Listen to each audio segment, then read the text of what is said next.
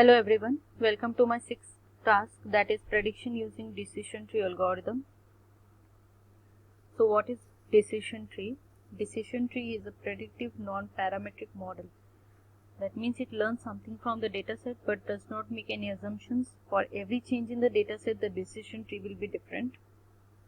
Decision tree works on supervised data where the class variable is discrete or continuous in nature. The decision tree is tree-like structure with several branches. Leaf node of the tree gives classification result or prediction. Given a training dataset, the model results in a tree-like structure composed of features and relationships used to forecast an unknown event. Now let's get into the coding part. So the aim of the task is to create the decision tree and visualize it graphically. The purpose is, if we feed any new data to the classifier, will it be able to predict the right class accordingly? So let's solve this. So firstly we will import an important libraries, that is pandas and scikit-learn. After importing the important libraries, we will load the data set. I am making use of the pandas data frame and reading the iris.csv file. Now putting that data set into the pandas framework, that is my_dataset. Let's run the code and you can see the dataset having 150 rows and 6 columns. You can see the 150 rows and 6 columns. You can also print the length of the data, which is 150. Now let's divide the dataset into the set of indicator and predictor variables. We will create a holdout environment for the dataset and we are dividing the dataset into 70-30 ratio. That's why the test size is 0.3. Now building a decision tree model.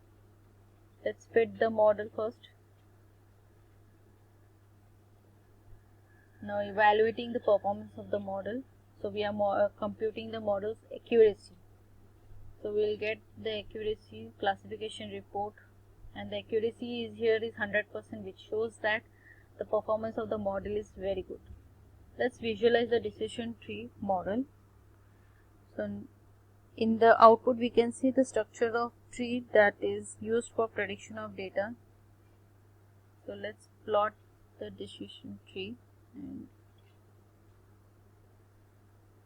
so you can see in the decision tree, the parent node, which is this, is taken as the sepal length, where the length is less than equal to 100.5.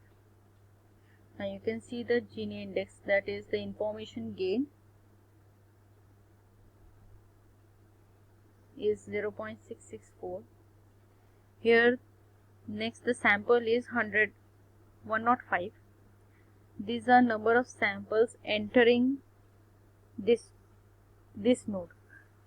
Next the value which splits to their class. So here we have value, that is 31, 35 and 39 in Virginica, Versicolor and Setosa respectively. If you see here, Versicolor and Setosa, this here. So here if we chop the tree, you will get the class as Virginica. When you split the tree here, you only get Virginica as a class variable. In the next step,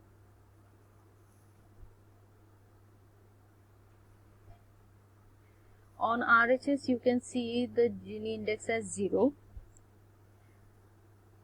That means there is no impurity and there are 39 samples that are coming all in the same class. 39 samples. So the value also you can see it is 39.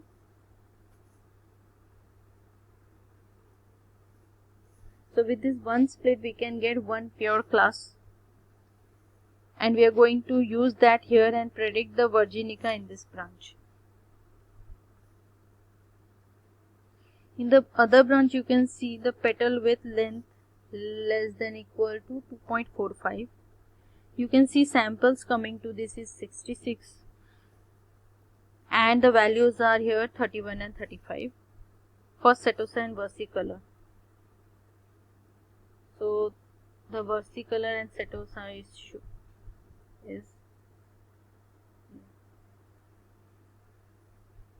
now the petal width is splitted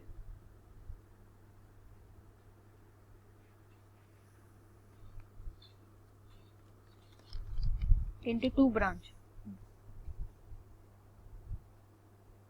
The petal width is split into two branches.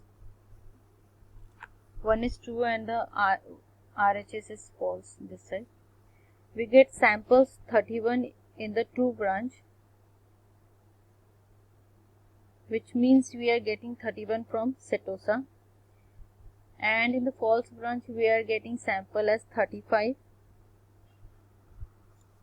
So both becomes the leaf node of this branch.